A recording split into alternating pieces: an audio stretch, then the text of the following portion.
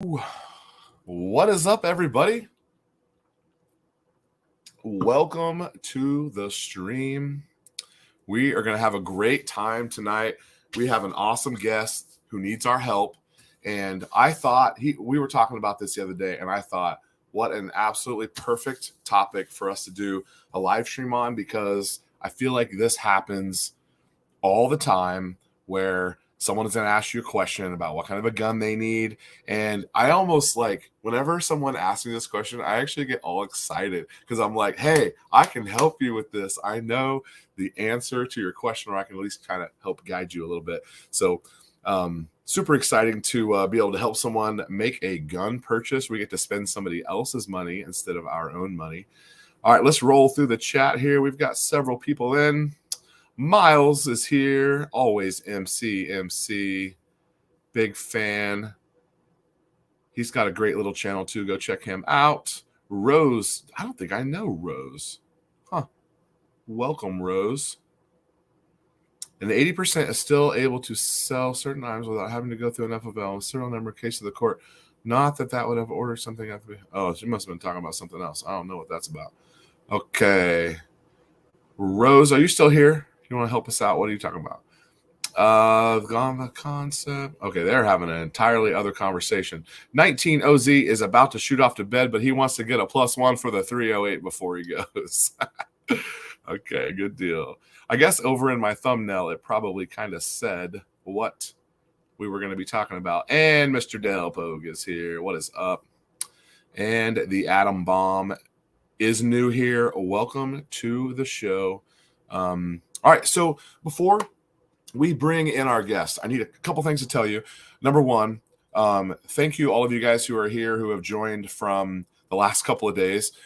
We have added a significant percentage of subscribers just in the last, since Monday. So today's Wednesday, last 3 days. Jack is here from Utah. Big fan of Utah. I don't think I've ever been to Utah, but I really want to go. Utah is awesome. But anyway, we've added so many new subscribers. Thank you guys. If you're new here, say you're new, meet some of the regulars. We like to do these live streams every once in a while. I would love to do one a week. This time of year, that does not work for me, but I'm going to do my best and try to get some interesting people in that have an interesting perspective or something that they can bring to the table. And then we can just kind of do a podcast style hangout. You guys can ask questions. So far, we've had a really good time on these. Let's see. The next thing is there is a 7,000 subscriber giveaway. We were trying to hit 7,000 by the end of the year, and I missed it by 17 subscribers. I think it was 17 or 19 subscribers. Anyway, we crossed it, and then now we've blown right past it. But we're doing a 7,000 subscriber giveaway. If you have not seen it, I can't show you anything from it in a live stream, but it is a case with the foam that you cut out custom to fit your guns. There's an instructional video to show you how to do it. It'll be coming out next week. And the giveaway runs, I think, until the first Friday or Saturday in February. So we've just got about 2 weeks left on that giveaway. There is a video that you need to go back and comment. Make sure you're subscribed. There's nothing to purchase. I am not selling anything as a giveaway. It's just a giveaway as a thank you for you guys being here. Okay, yeah, man, we mess with 3D printed stuff. I can't show you anything, but I have a 3D printer and I print stuff on it. And you know when I got the 3D printer, it was actually for my daughter. And the very first thing that we printed was a Glock 19 chassis. So yeah, anyway, we do mess with some 3D printers. All right, let's go ahead and bring in our guest. This is a buddy of mine. His name is Evan, and he is from the Half Shop. Evan, what is up, buddy? There it is. All right, sweet. There you are. What's up? Doing all right? I am doing great. I'm excited to have you on. We've got some great questions, some stuff firing up over here in the chat. Why don't you tell us what is Half Shop and tell us what you do?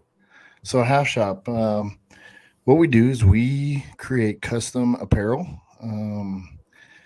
Just like the hat I actually have on now. So we do leather patch hats, stained out, custom apparel for you. We also do firefighter straps. We're bringing out in the next couple weeks.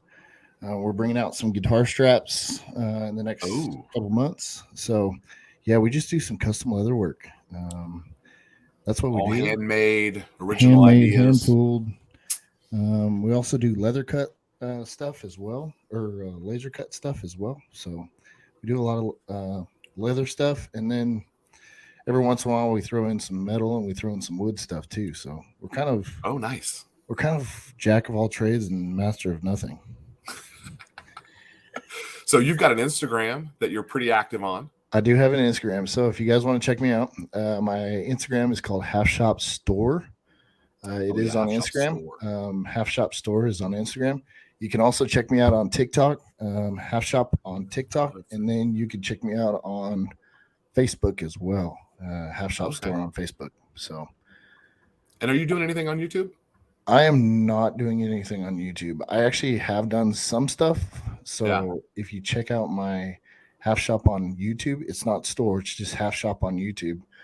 I've done a couple builds on there, some metalworking stuff and some woodworking stuff. So built some gates and stuff like that, kind of helping some people out. You had a knife sharpening, polishing video too, I think. I did. I have built a couple knives in my time, and a couple. I've hand forged a couple knives, so that's been fun too. So so we are jack of all trades and master of nothing. I think a lot of people feel like that. I can share the sentiment. He's made some hats for me. They're really cool stuff. Both of my businesses have had some gear from him, and I think he's making me an Eagle Run something or other. He won't tell me what it is, but I am. We're gonna make some cool Eagle Run merch coming out soon. So, all right, good deal. Okay, so we ran into each other the other day. Here's the backstory to this. He comes up to me. What's up? Handshake. Listen, I need some help with a firearm. And I'm like, we got you. What's up? So he's telling me what it is, and I'm going to have him go through. And this, if you're guiding someone along, the number one question, actually, I want you guys put in the comments what the first question you ask is. Number one question I ask every single time is, what do you want to do with it? What is the purpose of the gun? And so I guess we'll just start with that. What do you want this thing to do? So I would really like it to do large game hunting is really what I wanted to do. And we could do target practice as well, but the main goal is to harvest animals. That's the whole main goal of it. So, and are we? So there's some people here from all over the country. Yes. So big game is going to mean different things to different people. That's true, because I could say big game and people from Colorado are like elks, and I'm like, no. They're like, hey, your Texas whitetail ain't big game. Yeah. Yeah. Texas whitetail is probably like a bunny up there to them, right? Yeah. So big game to Texans. So whitetail, hog, I think we have some muley deer down here. So yeah, that's kind of what I'm looking to go out and do. So hog and deer here in Texas. Yes. Okay. So the next question, and Miles is saying, or who was that? Barron said budget, and budget is a top 5 question for sure, in my opinion. He's got it at his number 1. I guess you could go budget number 1, so that way you can kind of start to get a direction. But I happen to know that Half Shop wants to build this firearm, and so he's looking at making some decisions based on budget in general, but also he's going to spend money on the important stuff here. So yeah, budget is a great consideration. So Miles has also beat me to it here. The next question is, at what distances will you typically be shooting these deer and hogs? In Texas, we have wide open plains, so you could theoretically reach out and touch a deer somewhere. But in general, do you have any idea what kind of a range you're going to be looking at? Our probably highest range is going to be probably 500 yards. Is probably our highest range we want to go. Other than that, I don't think, like, if we're going any higher than 500, then we're probably getting into just target practice. Yeah. So So just reach out for fun at that point. Just reach out. Yeah, I mean, after 500, you're just reaching out for fun, right? So, what let's get some questions in. What do you have hunting experience? I do have some hunting experience. All right, what have you been doing? So I have. So out here in Texas, we have the grasslands, and in Texas, on public property here locally, you can only use rifled shotguns. You cannot use anything higher than a shotgun, 12 gauge. So that's kind of what I'm set up with now.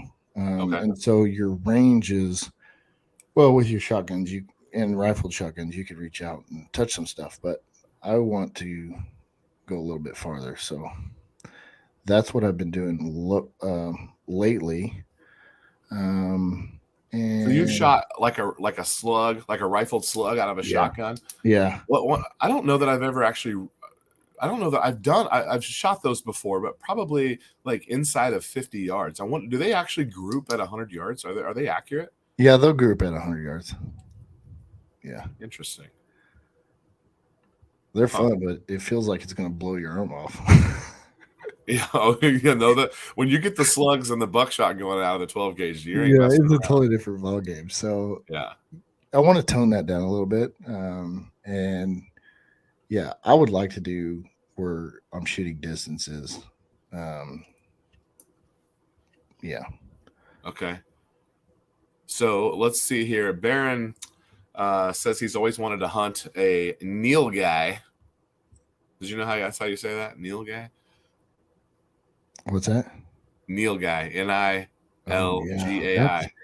Yeah. So when you start getting into that, that's when you're going to like guide hunts on private property, and you are paying for that guided hunt, and you are paying a hefty price for that. So that is not my budget range. Right. And that's kind of why I'm building this gun, is because I just don't have the funds just to start chucking money at firearms. So that's why I wanted to build it. So when I build it, I can build it over time, and I'm not just going down to Academy and picking one up and spending $1,200. So I can spend $500. I can spend $800 here. I can wait a couple months, spend another $250. Things like that. That's my number one recommendation. If you're willing to jump into the building it, I love that you can just slow play it over a couple of months, and you can end up with something that you really like, and you didn't have to write a $1,500 check all at once. Spread it out over a couple months. That's a good deal. Yeah. Oh, Angry Sarge is here. The half shop, Angry Sarge. Half shop can't afford $1,500 a month yet. You need some. You need some more deals. Yeah, I need some more business. So Glocks are plastic anyway. Oh, they were talking about some 3D printing. Your 3D printed stuff. Yeah. I don't metal 3D printers. I wonder. I mean, 3D printers, the plastic ones used to be thousands of dollars. Yeah, now you can pick them up for $250. Yeah, they're ridiculous. I think you can get the Endor 3D printers. I think they're like $250 off the shelf, ready to print. They're pretty sick. They're fun to play with too. Yeah. But I think some 3D printing. I have. I actually have one. I think there he is. There he is. What is it? It is a Prusa original. Oh yeah. Yeah. So I actually got him probably about 2 years ago. And been using him and just printing little stuff off. I really enjoy it. I think it's kind of fun. We haven't fired ours up in a couple of months probably, but we were printing lots of stuff there for a while. Okay, so 125 yards with a 12 gauge into a paper plate all day long. So we're talking about it's easy. I mean, like a 6 or an 8 inch group. Yeah. How big are your paper plates? 10 inches? Yeah. Paper plate's 10. So that, what do they call that? Minute of deer or whatever? Yeah. It's accurate within a minute of deer. Yep. So a minute of dinner. Yeah, that makes All right, so I need to do that. I have some rifled slugs. I need to see how far I can shoot one sometime, I guess. Okay, so someone already said it up here earlier, and I think I'm real close to. I think you kind of had this in mind as well. AR-10 and 308, and one of the main things that I wanted to talk about with everybody today was: is there any reason that I should try? Because the 308 6.5 Creedmoor debate is I mean, it's a legit debate. And I did a whole video series on this recently where we were kind of talking about the advantages and disadvantages of both. And 2 years ago, I made the decision to not go the 308 route and to go to 6.5 Creedmoor route. And I mentioned in that video that if I were to make that same decision today, I probably would have made a different decision. I probably would have chose 308. Not that I don't love 6.5 Creedmoor. It's just going through the ammo crisis that we've been going through. 308, you can get it. You can get deer, target, steel case. You can get anything you want in 308. It's all over the shelf. And the 6.5 Creedmoor is hard. It's harder to find. Now I'm reloading now, so it doesn't really matter. Reloading component to component, the 308 is just barely cheaper, mostly just because I'm shooting match grade Hornady bullets that are really expensive, but they're real comparable. I mean, it's probably maybe $5 per 40 rounds that it's more expensive for 6.5 Creedmoor, but off the shelf 6.5 Creedmoor at Academy Sports and Outdoors is pretty big difference. Let's see. Someone said something about, go 6.5 so you can be that guy. Do you have any opinions on 6.5 Creedmoor? Me? Yeah. No, I don't. I'm literally just taking whatever you tell me to do, and I'm so excited about it. So you guys got to help me out over here. That's the thing, guys, right? Is that this is why I call Eagle Run, is so that he can help me out. Like, he's my guy, right? He's my gun guy. Like, I know that, and I can just boom. I call him up, and he's got all my answers for me. I'll try to give them to you without too long of a story as well. Ooh, now this is interesting. Are you even remotely considering subsonic suppressors at some point? I didn't even think about that, but that would be fun with doing some coyote hunting, huh? Yeah. Yeah, I guess we could do some subsonic, some precious stuff. The cool thing about the AR-10, yeah, and if we go that route, all those barrels are threaded, so you would not limit yourself. If you chose a 308 bolt gun, potentially something off the shelf may not have a threaded barrel. Most of them do. Can you swap those barrels out and put a threaded barrel on it? Okay. You could on a bolt gun, but you're going with a gas AR-10. I don't even know if they make a 308 AR-10 that doesn't have a threaded barrel. So I would think 99.9% of them all are going to be. So this is the other thing is if you start to have real fun with your gun and you're out at the range and you want to, real quick see how do I factor my scope in order to shoot this distance, 308 is already completely figured out. Okay. Now 6.5 Creedmoor is pretty prolific as well right now. But let's see, someone else says, what was he talking about? You're a right-handed shooter, correct? Yes. Okay. I am a right-handed shooter, so. Now, MC, we cannot do this to him. I like Evan. I will not wishing the 8.6 blackout on him. It is way too hard. I don't wish that on anyone right now. We gotta figure out some stuff before we start wishing 8.6 blackout on people. It's $3. It's $3 a shot, and you don't know what it's going to do when it comes out. So it's expensive mistakes. Yeah, exactly. So first of all, it's an expensive mistake, and then I've already stated that I can't go to buy it off the shelf. So now we're buying $3 bullets. Right. Or you can make them, and they can.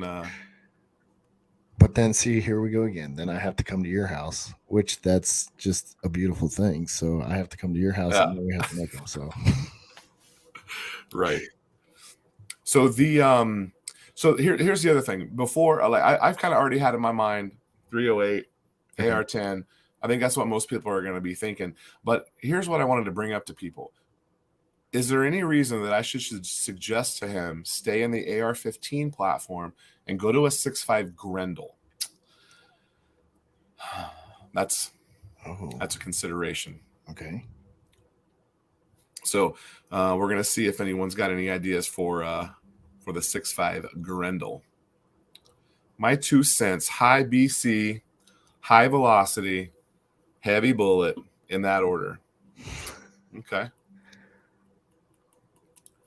BC's ballistic coefficient, that's he's probably a reloader if he's using that lingo.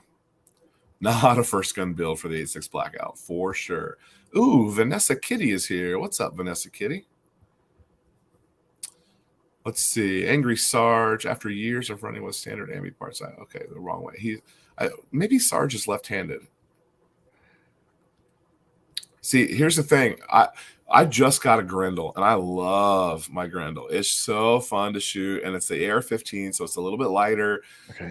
It's a inherently accurate round, and it will easily take down deer and hogs at the distances and size that you're talking about. There's no reason why 120 grain, you can go up to 130 grain bullet for the Grendel. So no one is saying range animal. Oh, here, let me get this one up here. Oh, where'd it go?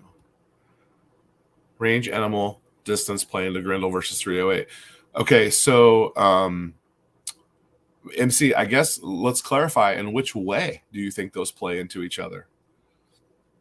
Because are you given I feel like their range is real similar. Obviously, the 308 is a little more capable as far as a larger animal. I don't know. I mean, those Grendels are still they're still zipping out 800-900 yards. Oh, he is not a reloader. Okay, well, he just knows about his bullets, I guess, then. Exactly. Interesting. Okay. Oh. So here's the funny thing. Uh-oh. That is his wife's picture and his wife's name. So that would be Rusty Rieger on there. Rusty. Yeah. I'm going to call him baby hands. You're getting trolled by your buddy now. I'm getting trolled by my buddy. But that doesn't surprise me because I texted him earlier. I'm like, hey, dude, I'm going on live. And he's like, he just gave me the thumbs up. So I knew it was going to happen. It's like, this is going down. He's like, how can I troll this dude the whole time? You want me to leave that up there? Yeah, sure. It's fine. Yeah, keep it simple. Miles is correct. Keep it simple. The distance, that he said was up to 400 or 500 yards, and the Grendel's good at those, at those ranges. So it's easy to load for, but remember, he's not a reloader, and so I'm not a reloader. Yeah, so a half shop is going to have to buy ammo, and that's why I'm thinking 308 is the way to go. I do have to buy ammo unless I go to Nick's house, and then I can reload. We can reload. That's right. I'm going to try the Grendel. Like your suggestions for hunting. Okay, good. All right, Nicholas Preston. I think Nicholas Preston's maybe been on here before. I haven't seen him a lot here recently. Okay, so we've got. I think we're going to pretty much narrow it down. It seems like we have a consensus from everybody, and this was really what you and I talked about the same way anyway. So we have a preponderance of evidence that is suggesting that we should do a 308 AR-10. So the next part about this goes back to components. So I'm going to give you a list of the components that you need, and then we can kind of talk about those case by case. But here in the comments for our live stream, I will suggest that the bolt and the barrel be the area that he spends the most consideration on from from a money perspective. And there's probably not a lot of people who are going to be like, hey, the lower receiver really makes a big difference. It's all about the look at that point. And Okay. are you planning on going just all black, or do you want to do FDE? Or So we had talked about that earlier, and my thought is to go all black because I'm going to camouflage it out. So to spend more money on it's FTE, right?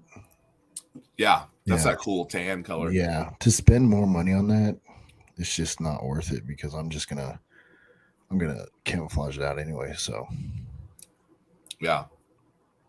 So the cool thing about AR10 or AR15, both of those platforms, down the road, you're not limited. In fact, Barron says this exact same thing I'm fixing to say. Down the road, you're not limited. You could easily switch over to 6.5 Creedmoor later just by building another upper and reusing your same lower. And okay. So it's 2 pins. You've taken an AR-15 apart before. Those two pins pop out, and you just put the other one on. They actually take the same bolt carrier group as well. So it's those bolt carrier groups are like $200. That just makes it even easier. So basically, you're getting 2 guns on the lower end, for one price.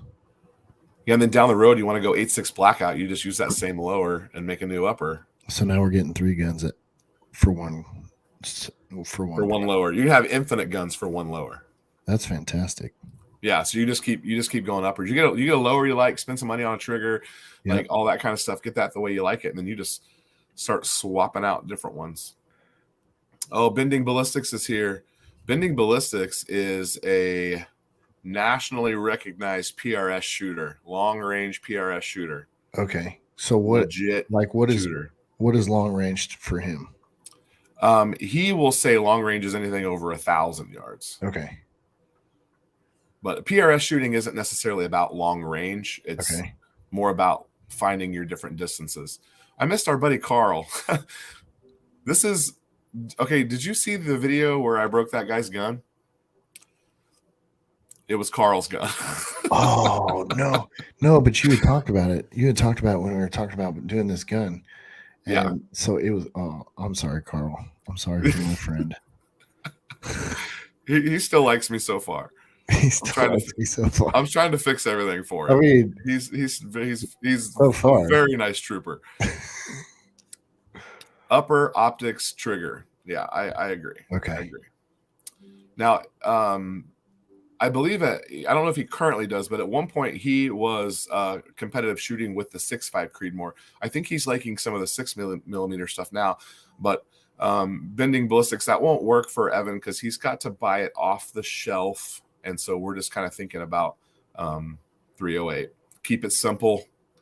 Does any AR-10 lower take? Okay, so there is a danger to answering this question because technically, no. And you're going to have to be really specific when you're looking at AR-10 specific components because they do not all work quite as easy as they do in the AR-15 world. In the AR-15 world, any part fits on any AR-15. In the AR-10 world, that is not true. You have all sorts of proprietary stuff going on over there. But in general, if you stay with a DPMS and you pick a high or a low profile, I'll help you out with that stuff. Don't worry about that. Sweet. Yeah, MC is here. Okay. Do they have preferences? What do you say? Yeah, so that's just a continuation of his other question. I would recommend that if you pick whatever brand of lower you pick, stick with that upper and stick with that handguard. That's the best way. So if you pick Aero Precision for your lower, get an Aero Precision upper and an Aero Precision handguard. Once you start mixing and matching, you're going to end in. Oh, he's into the 6GT right now. He's been talking to me about the 6GT. The 6GT does not stand for Gay Tiger, even though that's the first thing he'll tell you whenever he talks to you. It's not the 6 Gay Tiger. Okay. I don't actually know what it stands for, but it's not Gay Tiger. Oh, extreme long range is over 1,000 yards. But if I were to ask him what is long range, he would probably say, oh, even over a mile. Oh, I missed that. Not 1,000 yards. He said a mile. What is it? 1,820 yards is a mile. 5,280 feet. 5,280 feet. I mean, it's like 1820 or something, 1860 or something like that. So over a mile. So is he shooting that competitively, or is that just what he's touching out? I think he's just talking about what extreme long range is. Oh, 1750. PRS shooters don't go that far in general. He just said it right there, 1750. Yeah. I watched an AR differences by military. It's a real deal trying to figure out what components work with each other. Oh, he has a YouTube channel as well. Anyone who wants to check out Bending Ballistics, he's building a secret rifle. I don't even think he told me about that. Yeah, so we can do all those out of the same stuff. Okay, good information here. Thank you, Eagle. Fly high and proudly. Okay, bending. Oh, Grant, is that what I was saying? I don't even know if that's true. He might be messing with me. Trees, well. 1,760. Yeah, that's what it is. 1820. I don't know. Whatever it is. I believe him. He would know over me. Although it's just a math problem. You don't get to own math over me, Bending Ballistics. It's 5,280 divided by 3, whatever that is. Okay, so where were we? Components. Right. So well, I kind of already mentioned with the upper and the lower and the handguard. I'll send you some ideas, but you can feel free to just kind of Google AR-10 matched receiver set and get an upper and a lower. If you do the Aero Precision route, you don't have to get the upper and the lower at the same time. You can buy one month. You can buy one the next month. I was also recommending that that you don't do an 80%er. I was recommending that you do one with a serial number. Yeah, you had said that when we were talking the first time. You said for your first build, don't do an 80%er. So can you just walk through with that one more time what an 80%er is? Yeah, so it's basically of a lower receiver. It's the serialized part of the firearm, whatever that is. It's a little different for every gun. Okay. But for like a pistol, it's the frame that you hold on to. For an AR-15 or an AR-10, it is the metal part that of the bottom that everything hooks to is the lower receiver. And the percentage of completion is what causes that to be now the ATF's trying to redefine all this, but currently, as we currently understand it, it's 80% complete, and you're able to sell that without a serial number. And then the end user can choose to put a serial number on it if they wish. There's a little bit more to it than that, but so for mine, I have a little end mill that I bought as a kit that I can mill mine out, right? And it works on polymer or aluminum. Sure. And there's just a little trigger pocket that you cut out in the middle. And then you're able to build your components off of that gun. That it's more you more made that one instead of assembled it. Okay. Some people get all fired up about you didn't build the gun, you just assembled the gun. It's like, yeah, you're right, but you're correct. It was an 80%er, so I did mill it out. So the 80%ers are building guns, then? Is that what you're saying? I guess. Someone will probably challenge that, but let's say yes. We're definitely going to have somebody challenging that. They'll give us a hard time if we're wrong. Yeah, you get instant feedback whenever you're wrong, whenever you make a YouTube video. 100%. That's their whole instant feedback. It's like their whole life goal is to find something that you say and roast them. You're definitely wrong about that. Yes. Okay, so so the lower receiver, upper receiver, handguard, that's all personal preference stuff. Okay. You know, if you're a fan of keeping it simple, like I think that was Miles who said that, you cannot go wrong with an Aero Precision upper lower handguard combo. It's a classic look. They're readily available. They can ship it to you immediately.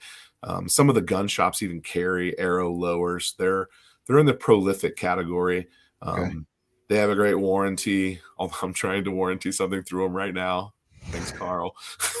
We're working on it. Yeah. So anyway, there's that. Oh, he says he's going to challenge me on that. I didn't build it. As soon as you said challenge, he popped off and said, "I'll challenge." He was ready. He's probably going to text me. He was waiting for you to finish your sentence. He'll text me and be like, "Hey, Bending. He's a good guy. I actually talked to him on the phone today. Okay. See, now you can go big with the AR-10 as well. I mean, if you decide you want to branch out from your 308, you go the 300 Win Mag or the 338. 338. I don't think 338 Lapula fits in there, and you can't go 50 BMG doesn't fit in there. Air Precision AR-10 308, yeah. Okay, so PSA. This is actually one of the things I was going to mention as well, and I think I mentioned to you that the Palmetto State Armory is a great company, and they have deals on stuff. And I almost would say just buy one of their 308 uppers. Okay. There's nothing wrong with them, and they're already assembled, and it's a barrel, a handguard, all the gas stuff is assembled, and it's got an upper receiver, and then you could put that on a lower. I think I saw some deals for those that were like $450 for the complete upper, and that's a bolt, a barrel, a handguard, and an upper receiver. Is it going to win, any precision shooting contests? Probably not, but they make good stuff that you could definitely kill stuff with. Okay, they have 338 Lapula now, 338 Norma. Oh, there's also, there's a company making. I don't think I know Garrett, or maybe he changed his profile picture. Looks like Jesus is giving a thumbs down in that profile picture. That's exactly what it is. Welcome, Garrett. Welcome to the stream. Yeah, the 300. Oh, so they do make these little XL cutouts that you can do for some of the other calibers. They do that in AR-15 as well. But okay. MC says it's a roll of the dice on the BCA upper. And I think someone else mentioned Bear Creek. I probably would not. I don't recommend Bear Creek to any of my friends. It's a roll of the dice. That you could very well get a nice performing upper receiver. They're in the very basic category. So BCA stands for Bear Creek Armory or Arsenal. Bear Creek Arsenal, I think.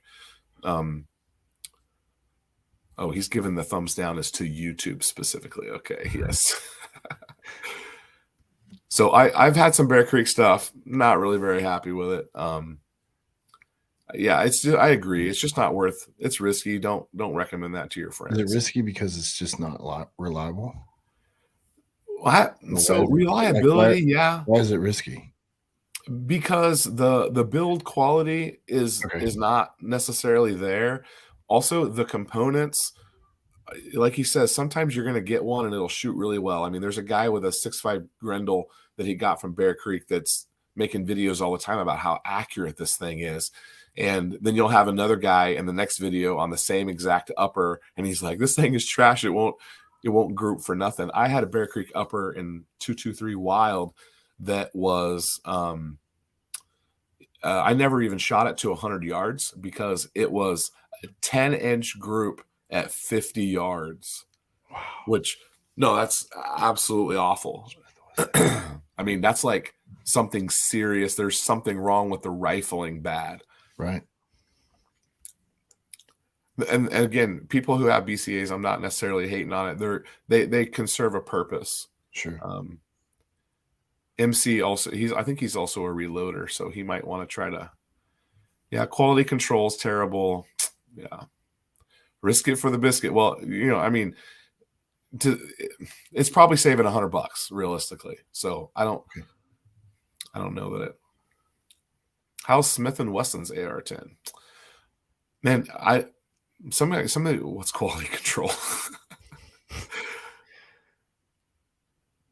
Yeah, see, so here's a guy with a BCA. This is James. He's always hanging out with us. Sure. He's got a Grendel with a 1/2-inch group on a Bear Creek. I think 100 yards, is that what he's saying? Yeah. Okay. Need some final fit and fit. Yeah. So, I mean, if you're going to take it apart and fiddle with it, you can get some value out of some of that stuff. But, sure. Excuse me. The next part is once we found like a barrel and bolt, and if you find something on Palmetto State Armory that you like, Yeah. that could be an option. Otherwise, we can order whatever we want. We Sure. can get a really nice, and by really nice, I mean a step up from the stuff at Palmetto State Armory. Now, everyone seems to have a different opinion on this, but some people think that some of those barrels from Palmetto are actually made by FN. The cold hammer forged barrels are made by FN, which is a really high quality company, and they make really good stuff. I'm sure you've heard of FN before. Have you heard of FN? No. I'm really new to this kind of AR-15. I'm just being honest with you guys. I'm just really new to this AR-15 world. Like the current guns that I own is the what's it called? Smith & Wesson SV9, which is my handgun. Yeah. And then my shotgun that I own is the Remington 970. So that's kind of where I've been for a long time.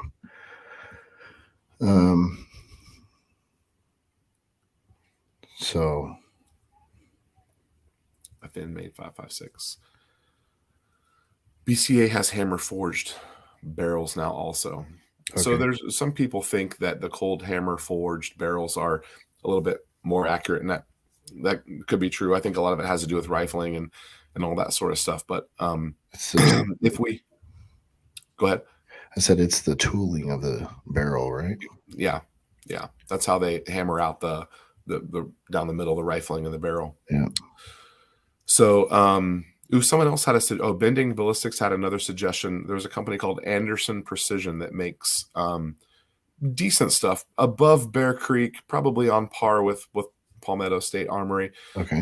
But if we wanted to jump up and go to a little bit higher quality in general, now a lot of people are into really super custom barrels, and it's just like anything. You can spend as much money as you want to on a barrel. Sure. I mean, if you've got an unlimited budget, there's someone who's making a barrel for that. And you can have them all sort of custom cut and all sorts of things. But I really am liking the Odin Works company right now. Okay. They made my Grendel barrel, and I very much like it. And then a lot of people, and I have one of them, my 6.5 Creedmoor barrel is from a company called Ballistic Advantage, and they're associated with the Aero Precision Company. They make good stuff. Also, probably Daniel Defense would be in that category. You probably heard of Daniel Defense. No. Okay. This is so new to me. Well, I'm taking notes here for you. I love it. Trying to suggest Daniel Defense if possible. Yeah, they're a premium mil spec. Yeah, and Faxon is on my list as well. We're going to get to Faxon as well. Okay. 223 or yeah. You got to, if you're building one, you got to go wild because David, because it can shoot both. If you're reloading, you're probably going to reload 223, but if you're shooting like cheap ammo, it probably is 5.56. 5.56 is a little bit cheaper than 223. Okay. And then he'll make you a barrel. Here's that. He'll just make you a barrel. Did I miss somebody? Where's there? I did miss somebody. Look at this. Dave Strohmeyer's here. What is up, Dave? Good to see you. I didn't mean to miss your comment here. Hello, guys. My experience has been good. He might actually be the one who has the really good BCA barrel. Is a YouTuber. He makes good videos. I sent one back and asked them to it didn't meet their one MOA, so he made a new one. Okay. Oh, wow. Hobbies Hobo. What's up, buddy? Boutique barrel brands are worth it just for the resellability. He's not wrong about this, because a lot of times they don't really lose any value. Like you buy an expensive, nice premium product, and it's like you use it for a couple of years and you can shake it for about what you paid for it. Okay. So that's another thought to be putting into it, right? Potentially. I mean, okay. I don't really ever sell firearms, but some people do. Sure. I like to keep them. But you could always, upgrade, get rid of something and Go to the next level. Right. I probably should be better about that. Oh, I missed the vintage Jeep here. Okay. Side charger AR10. That's cool. I don't know who makes a side. Probably Bear Creek does because they make a side charger everything. What do you want to do, vintage Jeep, with a side charging AR10 just to be cool? I mean, it is cool, but and he's right. I did say that incorrect. 5.56 can shoot both. He is correct, and I've done that before, although I haven't blown up one of those yet. You've only blown up Carl's gun. Oh, and Carl's back here. Okay, he's back in the comments. I was like, we haven't seen Carl for a minute. I know he left us for a short bit, but he's such a good. Like, I met him the other day in a parking lot to get his upper receiver from him so I can take it apart and get some stuff sent out for warranty. Sure. And like, he's one of those guys where it's like, it seems like I've met him twice officially now. We've talked on the phone and we've texted and we bonded over a tragedy. But he's like, hey, yeah, let's meet somewhere. And I go, okay, you're a little bit ahead of me. So why don't you pick the spot where to meet? You know where this guy picked to meet me? At a Jersey Mike's. My man. And I was like, man, are we meant to be best friends? Did we just become best friends? Good dude. Okay, 223. If only there was a 308. Well, what else would you shoot with what's the counterpart of the 3? Oh, like between like 7.62 by 50. Wait, why do I can't say that? 7.62 by 51 versus 308 in a while. That'd be interesting. Okay, here's Carl. He's got a comment. That's how I built his 8.6 by CA. Wait, what is he saying? That's how I built my. Oh, so he's reusing his lower for multiple calibers, I think is what he's saying. And vintage Jeep does not know what he wants to do with it. Okay, fine. He just wants a side. Yeah. Like golf clubs. That's true. Thank you, Bending. I did. Okay. BCA makes a side charging upper, wishing there were more out there. Agree. Side charger stuff's cool. I don't own a side charger. I did see at SHOT Show, though, that Foxtrot Mike is coming out with an MP5 style side charging upper, and it's for 9mm, and it's how you get like the bolt hold open, the charger goes up, and then you can do the MP slap to charge your gun. Way cool. Way cool. So cool. Listen a lot, say a little. Okay, that's a good general policy for life. It's 7.62 by 50. Yeah, I don't know why I couldn't get the 51 part to come out. I was just thinking 39 for the AKs. See, everyone wants you to buy a suppressor now, and yeah, this is a rabbit hole, man. It is a rabbit hole. It just keeps on going. Devil Dog Concepts has a side charger adapter with a Smith Tactus. Looks very interesting with a low profile. Okay, so that kind of leads me to there are like 6 or 8 companies that make. So yeah, that's a good point. Almost all of these components are just branded differently, and they're finished. They're finished to a different quality, and then they go through other checks in order to make it to the premium as they get sorted up. Then the premium companies have those products, and they're a little bit more polished and a little bit more, exacting. And then the lower ones, they're all from the same company. It's just how they're finished a little bit. So is that how these companies are doing it? Are they actually like building the components there, or are they just getting mil spec components and then they're finishing them out to their specs? Yeah, I used to know how many forges there were that were actually making uppers and lowers. Right. And there's just a small handful of forges that are actually making the uppers and lowers. And once you get really into it, you can look at the little stamp in the corner and you can see which forge it was made from. And you'll see that same forging from different manufacturers. So it started out life from the same spot. But this guy sells it for $75. This guy sells it for $100, and this guy sells it for $300. It's the same part. It's just what has it been through in order to be refined?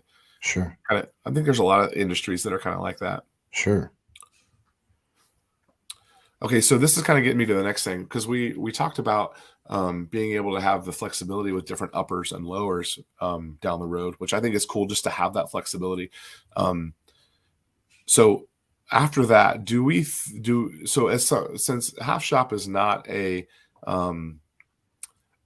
shooter who has a lot of experience with this platform. Correct. Should we start off with a mil spec trigger for him? I can show him how to polish it up and make it as smooth as we can get, and then maybe down the road throw in, $100 trigger. I have found that the $100 trigger is generally a pretty nice addition.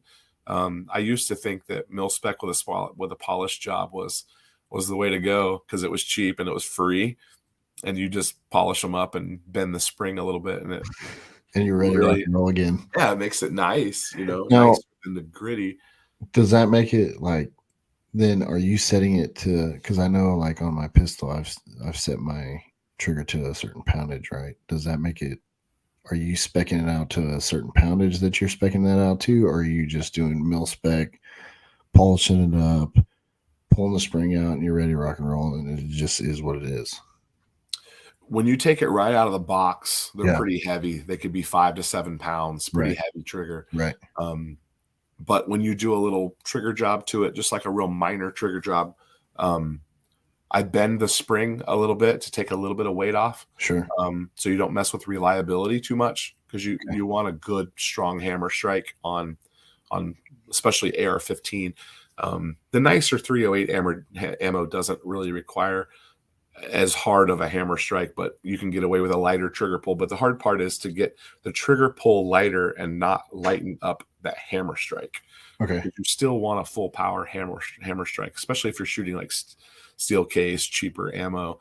Some of the primers may not be as soft. I know that there's a little bit of research on that. But I think bending it, but they do make different spring weights as well. Like you can buy a spring that's mil spec style, but it's just considered a lighter spring. Okay. And those are potentially worth it. Also, they're like $8 or $15. Like it's so so with that you wouldn't have a lot of investment in it. So you could take a mil spec, polish it like you're talking about, buy a better spring, and then you could be in a better trigger than you were before. Right.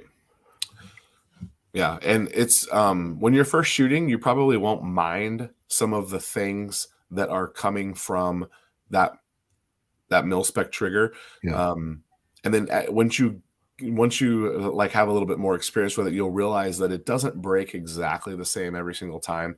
Okay. And you'll find that could be like, I feel like I pulled it really hard and it didn't go off. And the next time you'll be like, oh, that was better. Like it's just a little inconsistent.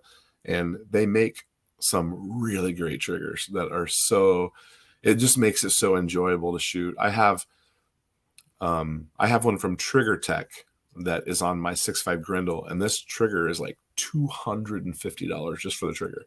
Wow. And you're like, that's stupid. And I thought that too. And I only bought it because I have a YouTube channel. It's the only reason why I bought it. I never would have bought it because I would have thought it was just dumb. And I had every intention of like testing it and kind of making fun of it. Like, why would someone spend this much money on a trigger?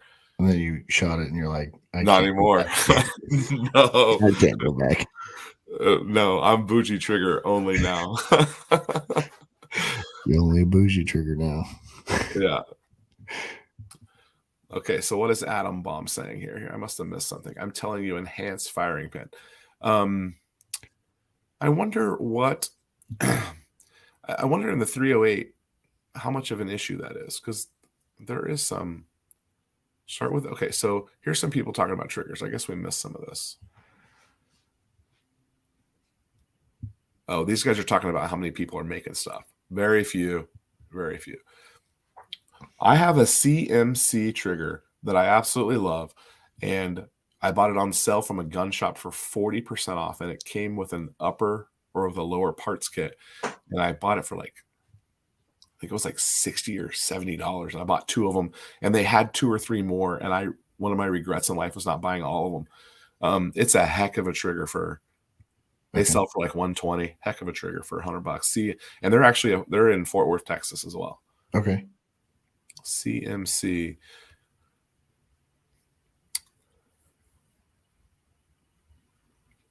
Right, but we can well, okay. So he's saying because when you buy a lower parts kit, it comes with a trigger, or you can Sure. buy a lower parts kit without a trigger. Right. He's saying don't spend the money on the mil spec trigger because that $20 you could apply towards Your new trigger. yeah.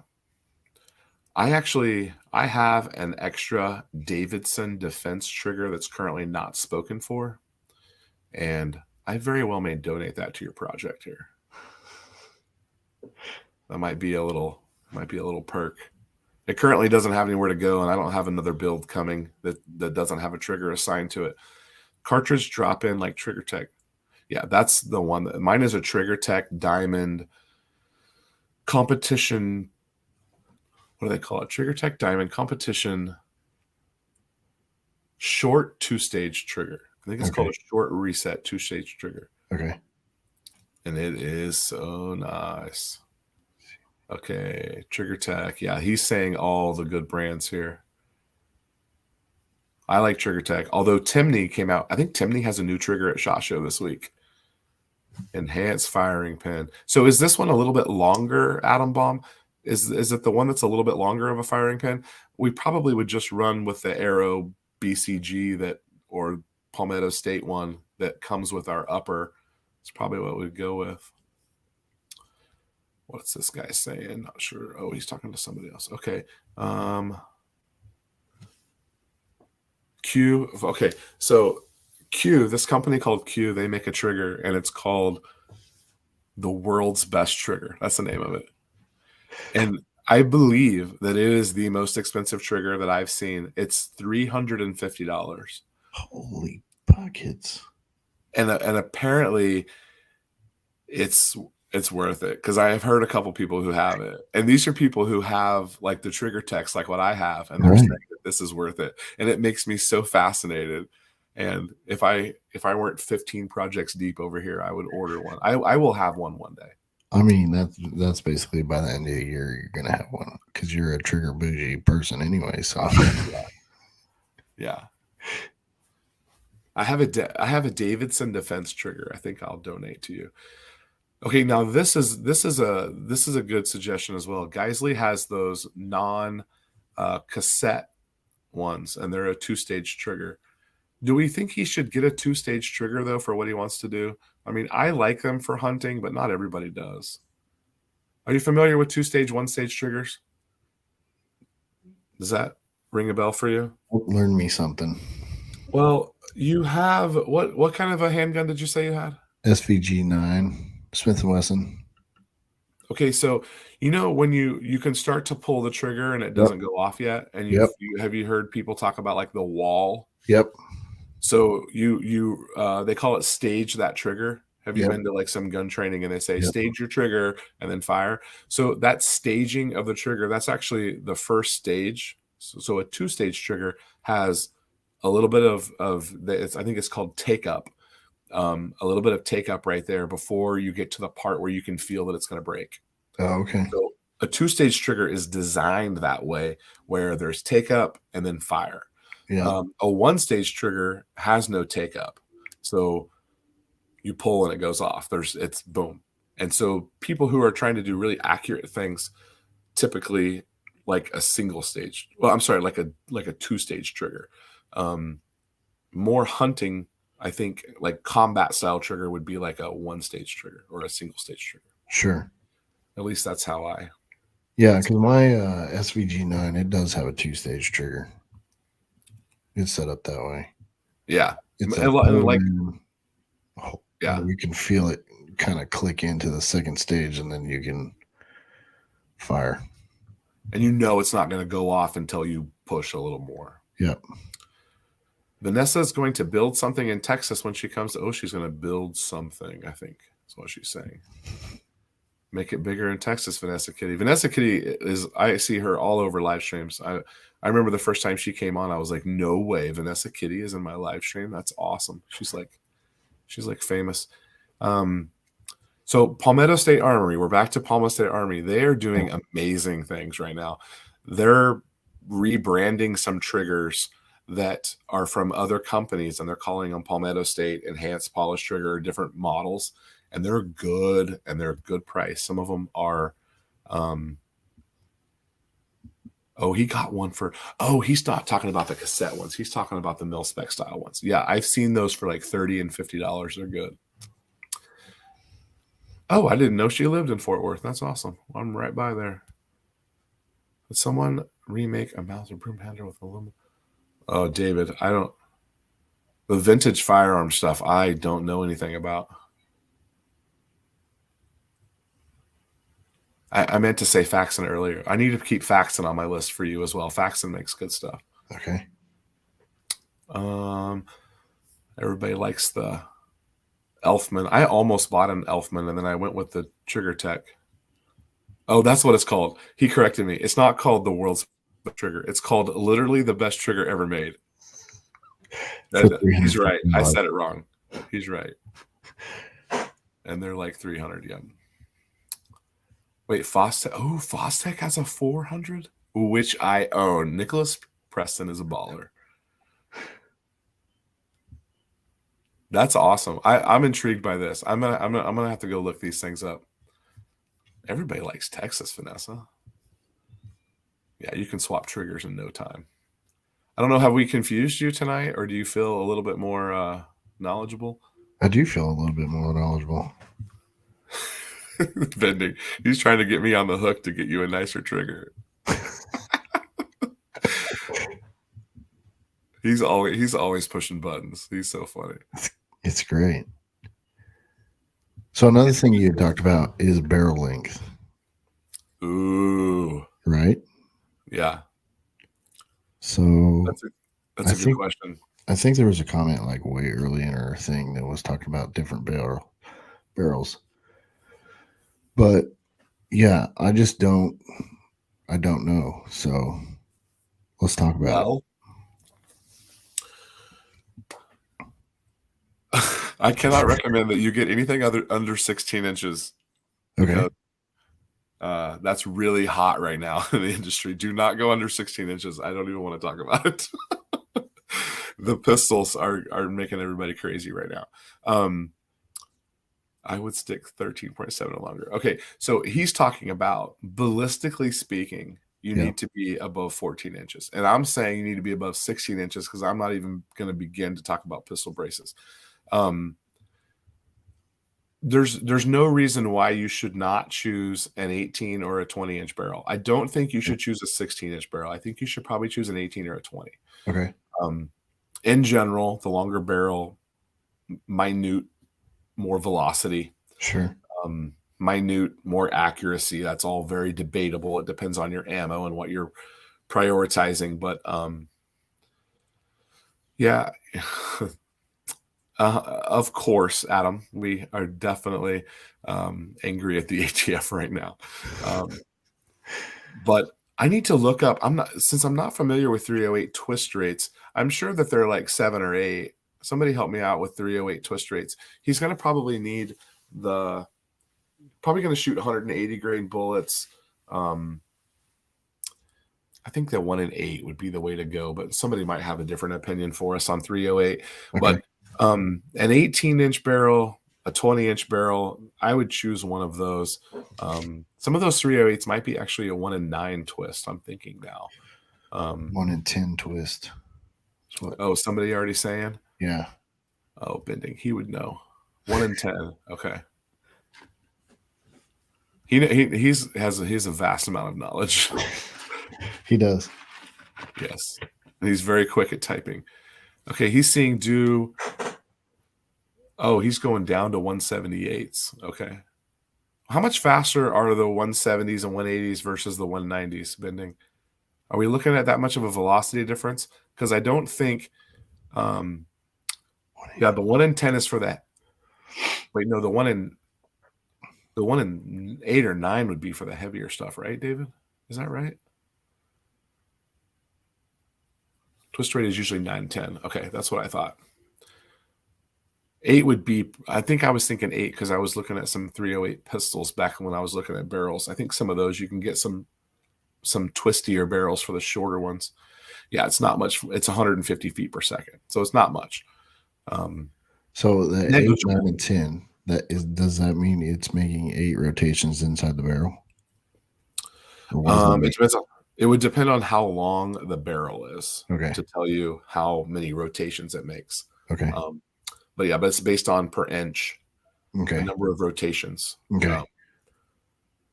per inch. If you want to go shorter, yeah, we're looking, Nicholas. We're looking at the 308 platform, AR-10, so that we can get to the 308 bullet. Yeah, it's a ratio. Okay. Yeah. 20-inch barrel, same bullet, 27 feet per second versus. Oh, so it is a little 155 grain ELD though. That's a little lighter. Why was I thinking 180s? Everyone on here is saying 170s. He is not going to reload bending.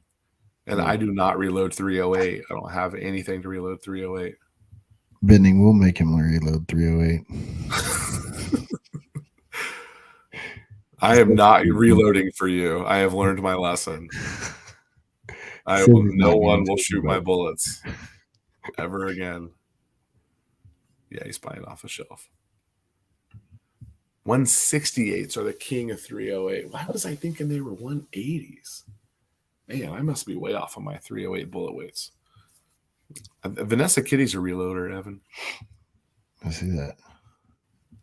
So reloading. I mean, I'm sure I'd love it because I love doing all kinds of building of stuff. So, but I just don't have the equipment for it. So, yeah, it's right up your alley. And my only gun that I really have in a ballistic of anything is the what's it called, the 9mm. So, oh yeah, and you can buy that stuff so cheap it's not even worth reloading it.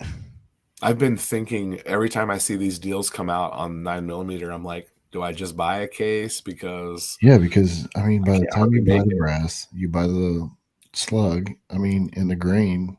What's your price point for reloading it than the price point just buying it? Yeah, a great question. You know. Sorry, I had to cough real quick. I believe when I did the math on it, I haven't done it recently, but last time I did the math on it, I think I was able to make 9mm for like 18 to 20 cents a round. Sure. And right now you can buy it as cheap as 22 to 26 cents a round. And we're talking about junk range ammo. Sure. So you could save around 10 cents. Okay. Yeah. And so how much 9mm are you going to have to shoot to justify the $2,500 in reloading equipment? You know, I mean, if you're shooting a lot, you could get there. Yeah. But if you're not shooting, like I'm probably shooting once every 3 months. So I don't shoot that much. It'd be hard to justify reloading. I mean, unless you just wanted to do it as its own hobby. Sure. Yeah.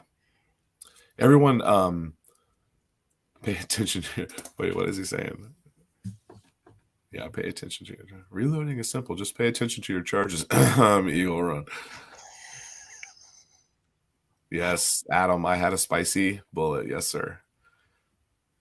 How long will it be until the internet forgets about my mistakes? Never. Somebody's going to always bring it up. Remember that one time? Yeah. Wait, are you that idiot? Are you that guy that blew that other guy's gun up? Yeah. I'm just going to make a t-shirt. That's what we need to do. I got it. It says Carl is a really nice guy. Is what the t-shirt says. No, we're just going to put on it. I owe Carl a gun. Yeah, that's what it says. I owe Carl a whole new gun. And then everybody's going to ask you, why do you owe Carl a gun? I don't want to talk about it. I don't want to even talk about it. So, like, realistically, I didn't have to tell anyone about this. Like, I'm very transparent in what I post. Yeah, sure. I felt like, people need to know that this is a possibility. It's not something wrong with a bullet. It's just something I did. And, it It would have been really easy to just keep that between me and Carl. And Yeah, but then you don't get the content, man. It's all about the content, bro. well, I did not do that for content, but jeez Louise. Unbelievable. Unbelievable. Was it just a hot load on your side? Well, it's still up for debate, but it was either a bridged load, which means it was not enough powder, and it caused a weird explosion to happen that was overpressurized. Okay. Either way, it was overpressurized. Sure. And then the other way was I double charged the case, and I put twice as much powder in there as there should have been. So it's between those two options. So I want to be able to rule out that I double charged it because I was very careful, and I'm very diligent when I'm doing that stuff. I'm only reloading when I do that. Like, I wasn't even filming this part. Like, I was just over here at the reloading just on my own. Achoo! So I feel like it has to be a bridge load because I want to be able to rule out that it was that. Yeah, Kentucky Ballistics also did what I did, although he was shooting someone else's reloads. And did you hear about this guy? Was that the guy with the 50 cal? Yeah, that shot him in the neck with the back of the gun. Yeah. No, that wasn't a reload, right? That was It was. I thought it was just an old round. I thought someone made him up though. I thought they were like. No, I thought it was an old round that he was shooting through it, and they call him like a slap round or something. Yeah, let's see who comments on this, but I'm pretty sure it was an old round that he was shooting through. He was shooting through those. What's it called? The RN 50s. No, he was shooting through the fire hydrants. Oh, right. He was popping holes in fire hydrants. Yeah, because it was that. It was that armor-piercing bullets, and so he was shooting through the fire hydrants, and the Siraboo. Yeah, and that was a bad deal, man. The back cap came off the breech. Yeah, blew off because it was double loaded. Yeah. That dude's dad saved his life, man. That was crazy. That's such a wild story. I know, man. It's fantastic. So it makes me feel a tiny percent better if it was a bridge load, because that means that I did not royally mess up and double charge something. Sure. So I want it to be a bridged load. But it could have been I messed up. It sure could have been I just messed up. I wonder if my next after would block some of the people I can't see in chat. Oh, David, here's the thing. I'm streaming on Twitter, Eagle Run 2-3, and Eagle Reloads. So the comments that are coming to me are from all of those. And so that's probably why you're not seeing some of the comments that I throw up there. Because I don't actually know. Oh, does it say where they're? See, that one says YouTube. Isn't that what the YouTube sign is down by his thing? Maybe nobody's watching us on Twitter. If you're on Twitter, comment for us, please. I think all these people are from YouTube. It wasn't someone else's reload. What did he say? It was an old slap round. Okay. Yeah, it was. Yeah, that's what I thought. I can't see Vanessa and Bending. Tell him I say hi. Okay. I got you up on the big screen, David. Everybody can see you. One of you is on Eagle Reloads, and one of you is probably on Eagle Run 2-3. That's probably the difference. We're going everywhere. He said it turned out to be a reload. See, I thought it was something about reload. Oh, okay. It was.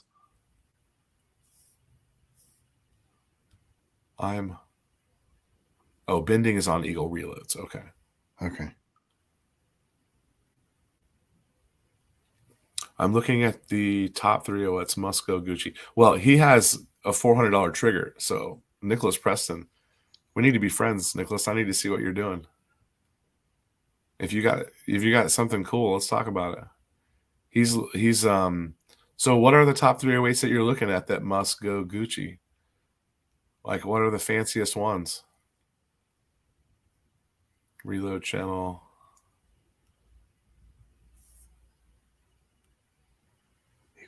Oh, he just switched. Thanks. It doesn't matter. It doesn't matter either way. I don't know what the fanciest 308s are. If I were building a 308 and I was trying to like, stay in the $1,000-$1,200 range, I like Arrow and I recommend Arrow. I would probably pick a little bit fancier of a upper and lower receiver. Maybe something from like SLR. I really like SLR Rifleworks stuff right now. They make a really cool looking stuff. The function is the same as everything else. I would probably choose an SLR. I'm ordering one for 8.6 Blackout. I have not ordered that yet, by the way. It's coming soon. But I would probably pick, I think Odin Works makes a 308 barrel. I think they're my first choice. I would also look at Saturn, makes a good barrel as well. Okay. I was on someone who was selling, I forget what website I was on that was selling Saturn barrels, but some of those barrels are like $600 for just the barrel. Buckets. Yeah. That's just for a barrel. But that's just the barrel. That's absolutely nothing else. That's crazy. V7 barrels and Proof Research carbon fiber barrels. I'm not into the carbon fiber barrels. They're good for hunting, like the first 3 shots, but Arrow would be his default SHTF, and that's because they're affordable and they're reliable and dependable. And I think the little end of his comment here tells us what we need to know. Arrow, man, can't go wrong with Arrow. He says F1. F1 has some really cool ones, and they are from Texas. Let's see, where'd that go? 308 that I bought, charge the thing. It won't be all the proprietary POF. So what does POF stand for? I forget what POF stands for. Patriot Ordnance Firearms, I think. They make good stuff. Yeah, Bending is a big fan of Saturn barrels. I probably got that from him. He probably told me to do that. The custom fiber barrels. I've never heard of that, but that doesn't sound safe. The carbon fiber, so they thin out the barrel to make the barrel lightweight, and then they wrap the barrels in carbon fiber to add back the strength and rigidity. But the profile of the barrel is actually very thin, and so I feel like you have to shoot them cold, like your first shot, and then you need to wait like 3 hours before you shoot it again, because you're not going to get groups out of them, because once they heat up, they just perform way differently. So if you shot like a 5-shot group out of a carbon fiber barrel, that first shot's going to be way different than shots 2, 3, 4, and 5. It sounds like it would move a lot, though, being carbon fiber. Let's see. Okay, he agrees. Yeah, I mean, if you're going to go out and if you're a hunter and you've got your scope dialed for that first shot, right, you're probably not going to take multiple shots while you're hunting. No. So carbon fiber is great because it's lighter weight. But then that takes me out of target shooting. You couldn't go plink 30 or 40 rounds and get the accuracy out of the first 3 to 5 shots. Trading weight for bulk isn't a good trade. I agree with you, David. I agree with you. It's possible that someone could make a case that they would choose a different decision, but I agree with you. So those are the air guns. Have you seen those guys? Those awesome air guns? Yes. I have a friend of mine that his dad has one, and he brought it over one time, and we were just plinking off stuff. That stuff is cool, man. And they have all sorts of different calibers. They even have 50 cal ones. They have a 50 cal that you can run out of those things out of air compressed. So Nicholas, it sounds like he's in Texas. Maybe we need to meet up. Although I will not let you shoot my reloads. We got 80%. 80% arms is already here, and True Velocity is making lighter 308 cartridges. Oh, some lightweight, some zingers. Yeah, it's Patriot Ordnance Factory. I said firearms. Patriot Ordnance. Yeah, 80% arms is here. Proof barrels aren't enough. What is? I don't know what that means, Garrett. I'm sorry, brother. Carbon fiber heats up fast, and it doesn't disperse the heat the same. 115. Yeah, that would be like a 9mm projectile, right? Bending. Oh, Ron Wayne is here. He's a good dude. Okay. All right. So I quit taking notes. I'm sorry. I quit taking notes a little bit ago. I'm going to send you some stuff for you to look at, and you can go through and look at some of the components. Right. I guess it won't really matter what order you get them in, because we can't do much until you've pretty much got it all together. It's possible you could focus on a lower first and get your lower done. Right. There's a couple of gun shops in the area that I know of that sell Arrow lowers that are like ready to go. They're about 120, I think, for a lower. And you fill out your paperwork, they run your background check, and then you can take it home. I think, do you have a concealed permit? I do. Okay, so it makes it a lot faster when you fill it out. Sometimes you have to wait. I think it's not even called that anymore. What's? It's called a license to carry. I don't have my wallet on me. I get, am I old school calling it CHL? Okay. Yeah, that's probably about 5 years old. Okay, boomer. Yeah, license to carry handguns is what it called. I just had to redo mine this year. So it's a license to carry handgun is what it's called. So you still have to do your 4473, right? But it will get with the times.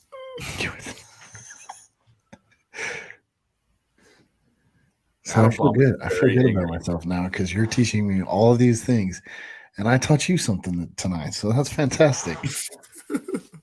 I just call them CHLs. Yeah, nobody calls them CHLs anymore. Yeah. You have your, is it LTC? That's what they call it. LTC. LTC is what it's called. License to carry.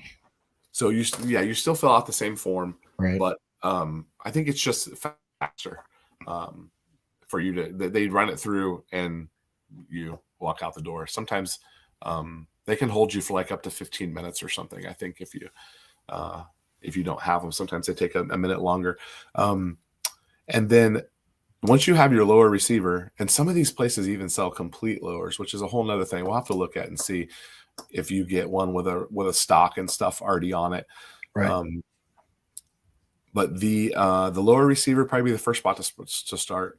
Okay. But I'll send you a list and we can kind of go through some components. I have a list on my computer for AR-15s of every single component that you need to make one, and I'll only have to lightly modify it for AR-10, just a couple different directions. It's mostly the same components, but we'll go through that and see if we can get you going in a direction. Yeah, I think we all agree 308's the way to go. You don't have any problems with 308? I don't, because I'm just you're my gun guy, so I have to go to you for all this stuff. So I'm in on the 308 because I think, and it just really gets down to the ballistics, right? I can't, like, it's probably the easiest to obtain from any like academy or anything like that. So now if I was reloading, then it would probably be a totally different story, right? Because then I could do anything I wanted to do. But since I'm not reloading, then I'm just gonna stick with the 308. I think I'm a little jealous I don't have a 308. I love my 6.5 Creedmoor, but it's just I'll have to get one eventually. I just have like 15 in front of it before I can build myself one of those. 5 years in Alaska. What does that mean? Okay, so there was another comment here. Yeah, so David is not wrong. At some point, we would need to talk about the stock, whether it's a fixed stock or an adjustable stock. I'll show you a couple of different choices for that. I would imagine that. Do I not have one here?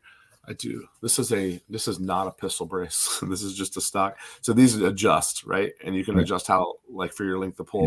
Yep. This is just a cheap off-brand one. I don't remember who makes it, but they make them that are adjustable and they make them that are fixed. The fixed ones are nice, but I feel like to give you more flexibility, you would probably want to go with an adjustable, Okay. especially since it's like you could collapse it down a little bit as a smaller package when you're putting it on, in the gun safe or putting it in a bag to go to the range. I do find it a little bit more convenient because you can take a couple inches off the length of your gun, Sure. which is a little bit handy. You can buy a smaller gun bag instead of having to. So I have one that needs like a 48-inch gun bag, and some of these PRS shooters need these mile-long gun bags to put their whole gun in because they're so big. Yeah, but see, I'm a leather worker, so I can just make my own gun bag. That would be amazing. Oh, we call it a 308. Safer to not reload. It is, MC. Thanks a lot. MC is building a beautiful barn. That's like a hay shed up on his property. I think he's in Michigan. Yeah, you missed that part. We're looking for a hunter plinker. Yeah. That's what he's wanting to do with it. See, foldable is this is a great suggestion because foldable is awesome, but that's another $200-$300 component to make it foldable. We could add that later if you're into it. Right. The Magpul PRS stock, he's not going to do long range. He's just going to hunt with it and plink with it. He has two. See, a lot of these guys that have ARs in 308, they have several of them because, you can get your 16-inch battle rifle and then you can get your 20-inch hunter and you shoot the same bullet. It's kind of cool. Oh, needs a longer. Okay. Length of pole. Just 300, 400, 500 yards. Just hunting in Texas, hog hunting. Yeah. I feel like a lot of hog hunting's inside of 100 yards. Yeah, it is inside of 100 yards. See, these PRS shooters, they have these like golf cart looking things, and then they also have these just little caddies that just wraps around the gun, and it's like a handle. So you don't put your whole gun in a case. You just kind of put your scope in a case with a handle, and it wraps around the gun. So a lot of these PRS shooters don't even have like big cases. Okay. What is the difference between a gun collector and an enthusiast? Oh, it's a joke. He told us a joke. You're correct. All right, we've been going for an hour and a half. You need to bounce out? No, I'm good. I'm here till you want to quit. Okay. Nicholas is suggesting that we discuss scopes. Okay, let's talk about it. I have a couple things about scopes. I guess I've recently shooting at distance up to 850s as far as I've ever gone, but shooting the 300, 400, 500, 600 yards that I've enjoyed shooting here recently, I have found that I appreciate some different things in a scope than I did when I was just putting a scope on an AR-15 to go shoot 100 yards. Sure. And there is definitely there's definitely a case to be made for like getting a nice quality scope, but they're freaking expensive.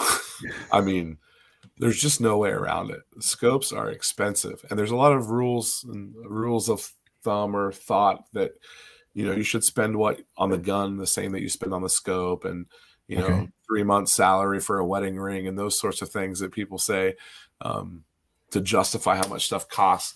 But I have found a company that I'm a big fan of, and they're actually going to come on a live stream here in the next 2 weeks and talk about some of the different things about scopes and what they do for their company. But the company that I like right now is Tract, and TRACT. Big fan of theirs. I like everything about them. I like the price. I like the glass clarity. I like the way that they feel, the way they look. They do everything they're supposed to do, and they do everything they're supposed to do, and they're like $1,200 instead of, I feel like they punch a little bit above their weight. I feel like they would compete against a scope that's $600 or $800 more expensive. Maybe up to like a $2,000 scope. Okay. But there's for this type of build, and you know, I'm pretty sure Bending Build. Yeah, see, I knew he was gonna. I actually was looking for this comment because I knew he was gonna say it. He's Vortex. he either is or was sponsored by Vortex, so they send him Vortex stuff, and he knows how to use it. So the basic PST Viper scope is a great scope. It's nice and clear, but they're like $1,200. Wow. And I think they make some that aren't like, mine was 30 zoom. I think they make like an 18. You probably could get away with a little bit less zoom. Sure. You know? Like probably like a 16 or an 18 would probably be plenty. Most people like to get zoomed all the way in.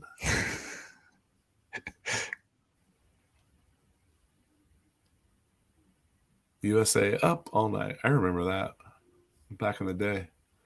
My longest shot with 308 is 1,000 yards. Whoa.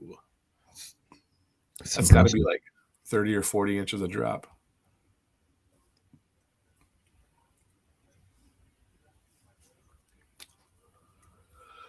I've heard of people snapping bolt catches and cracking the frame. It's not worth it, in my opinion. Did someone ask about that? Because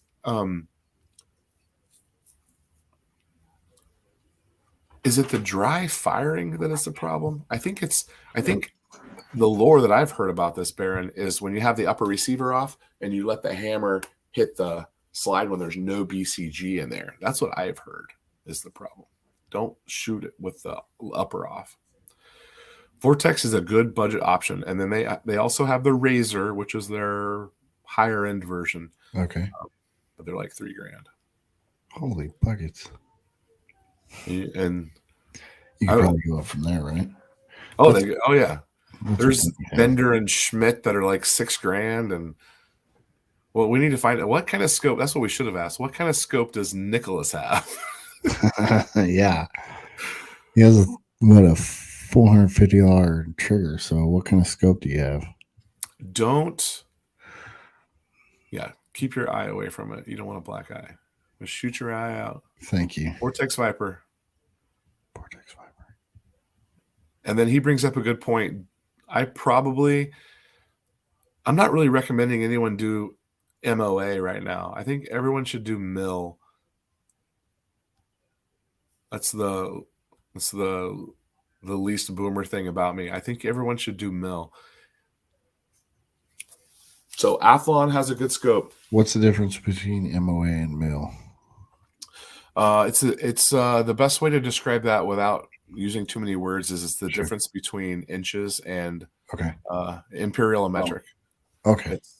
That's the best way to describe it. It's not exactly that, but it's a different unit of measure. Sure. First focal planes. Think you should just get a 6 zoomy for the cover the distances? I mean, there's like a 10 or 12 power scope. There's nothing wrong with that. Whoa, this guy's in Thailand? Oh. What's up, Grayson? Interesting. Yeah, he says go mill and thank me later. Okay. I have one Vortex. I have the PSV. I have the Viper, and I think it's like a 25 zoom or a 20 zoom.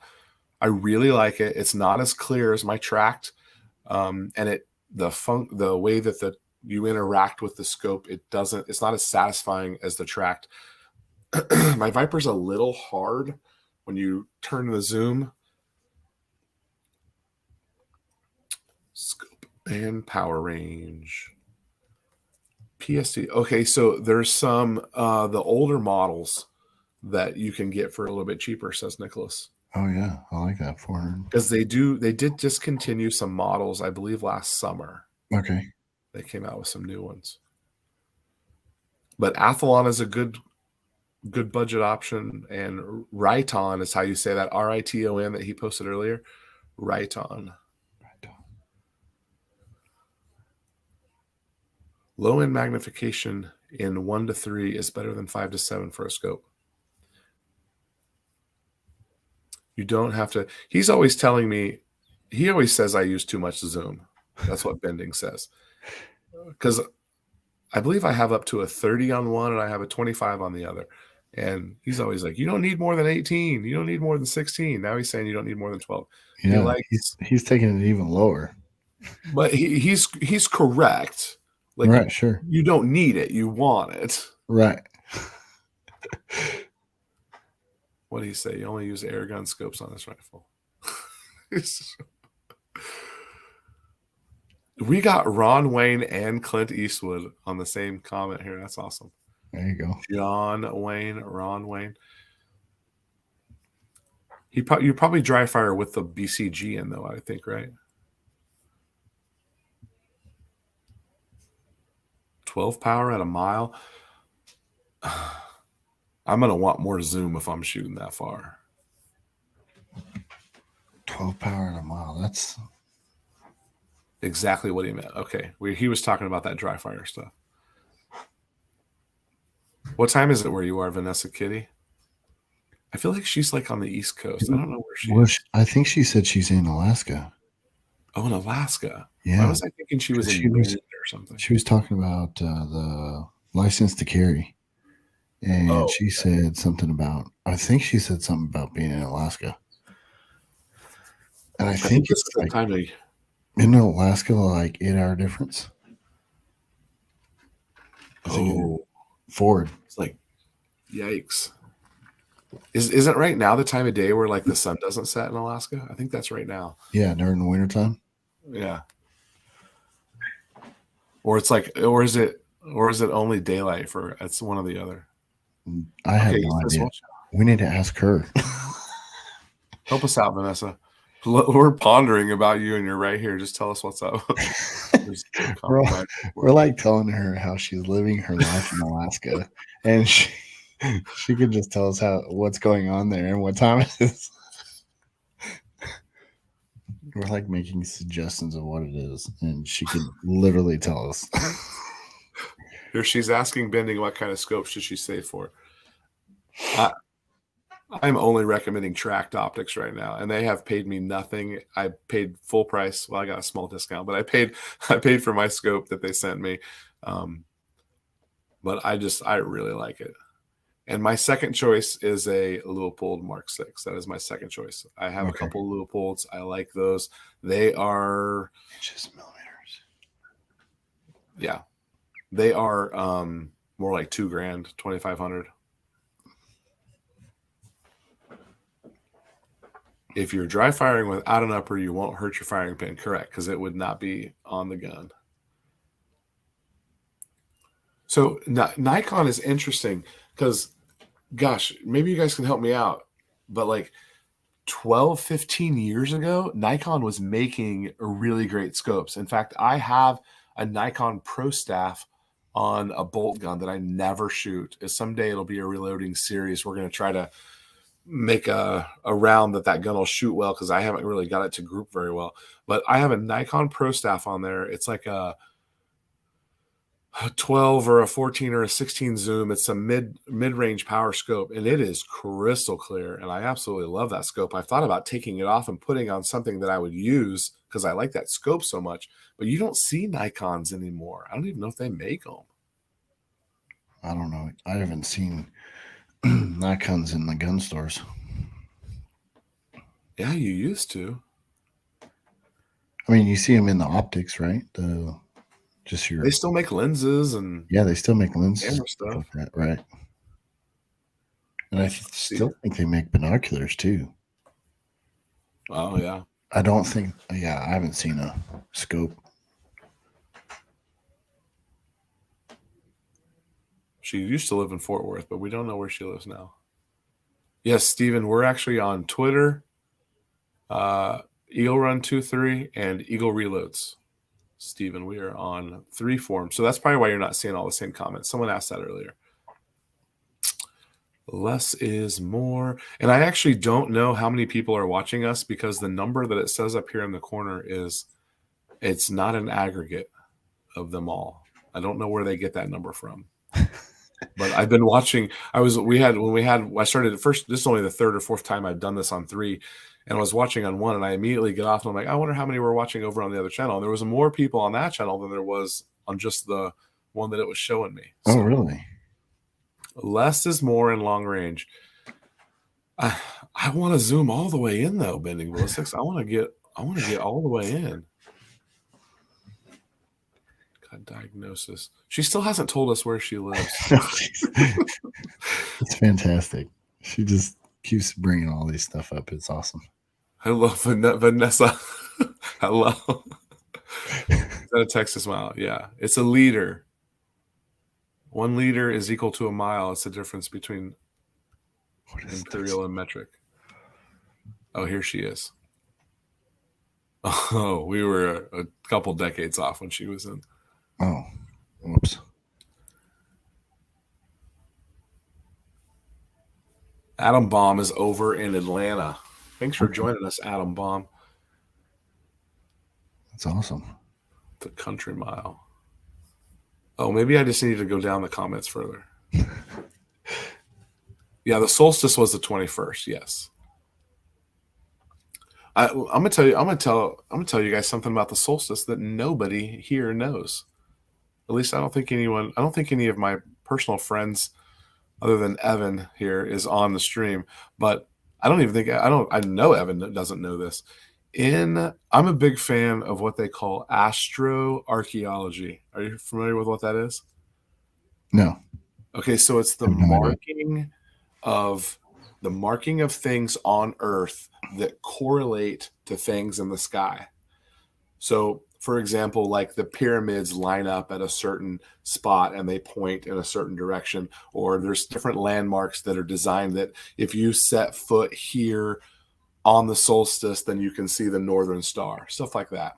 Okay. And in my backyard, if you stand on a rock that I have buried in my backyard, you can see that I have marked the summer solstice and the winter solstice. And this took me 3 years to get right. Holy because you got one shot and then you got to wait a year. And the first time I did it, I marked it on my fence because I thought I'd go back later and make it permanent with like an actual stone. And when I went back and moved, I put the stone down and I stood there on the next solstice and it wasn't right. And I wasn't prepared to remark it. And then I had to wait a 3rd year. Oh, no. Yeah. I was way into that. And I haven't seen that rock in a while. I know it's still there, but so we think that they maybe jumped out of the optic industry is what he's saying.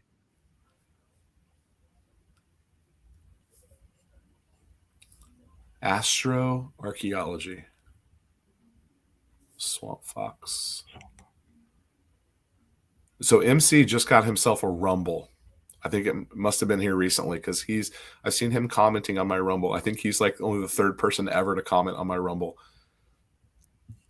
There was a video that I posted on Monday that got like 20,000 views in like 12 hours. And I went over to look on Rumble and it had 3 views. So if you want to see the difference on eyeballs between Rumble and YouTube, it is massive. Vanessa is in Connecticut. See, I thought she was on the East Coast. So this is this is at SHOT Show, right? I think they just announced this. I need to look into it more. Yeah, so eventually when you get into the hog hunting, you're probably going to want to look into some different thermals and night vision and all that sort of stuff. And that's something you can easily add later. Right.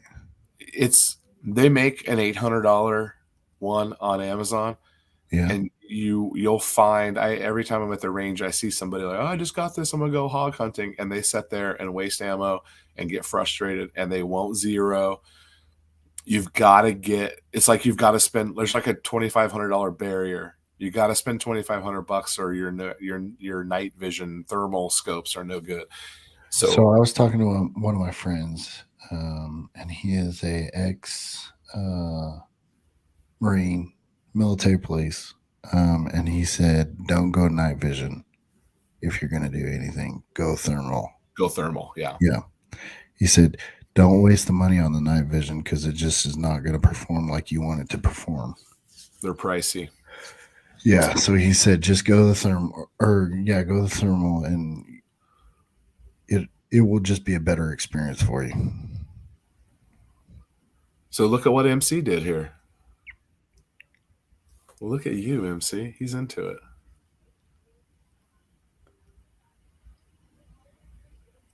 I'm a fan of Swamp Fox. I don't own any other products, but I like them. They're priced well. I'd like to maybe try one. Do they make one that'll fit my P80 slides? I don't know about that. Okay, budget friendly. Yep. Nikon got out of the scope business years ago. That would make sense based on what I've seen. Night vision, yeah. East Coast is the Beast Coast, but he's in Atlanta. Does Atlanta claim the East Coast? I have no idea. Where's that line? I feel like Atlanta should claim the Gulf Coast, but maybe my geography is off. Full auto is what Bending says on the hogs. Yeah. I posted a solution to the APM. Okay.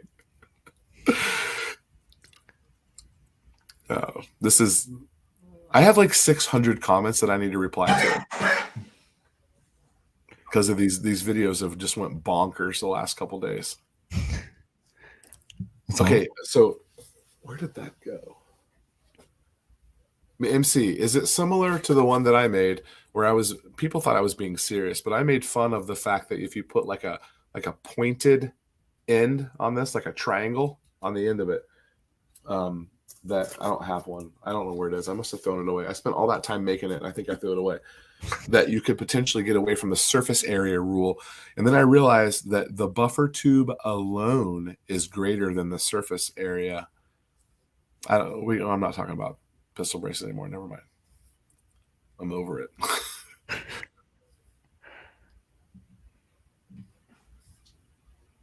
Yeah, iRay has some good stuff. I've seen iRay before.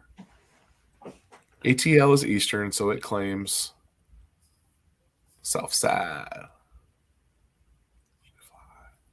She lives 50 miles north along the Long Island Sound. That sounds lovely.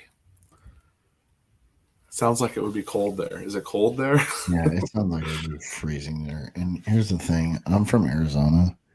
I am a desert rat through and through. And when it gets cold here in Texas, and I'm speaking like, I don't know, 50s, I'm done.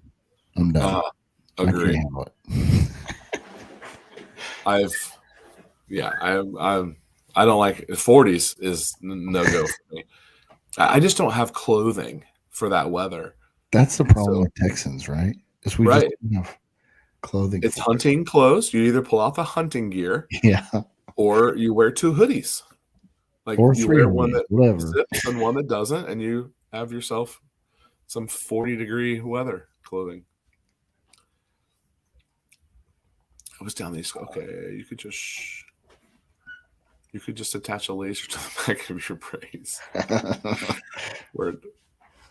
Lived in Tucson twice. So we are going to see some spring training games this year in Arizona.